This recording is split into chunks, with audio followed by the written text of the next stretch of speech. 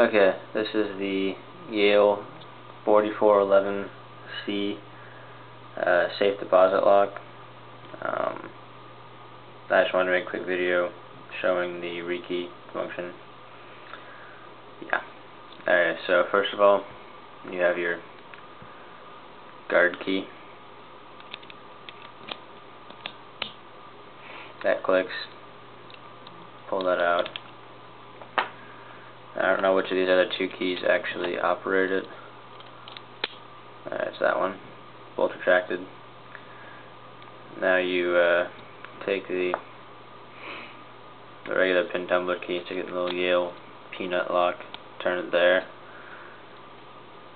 Then this one here keeps turning. You pull it out, toss a new one in there, rotate it all the way back. You can turn the Yale back the other way. And now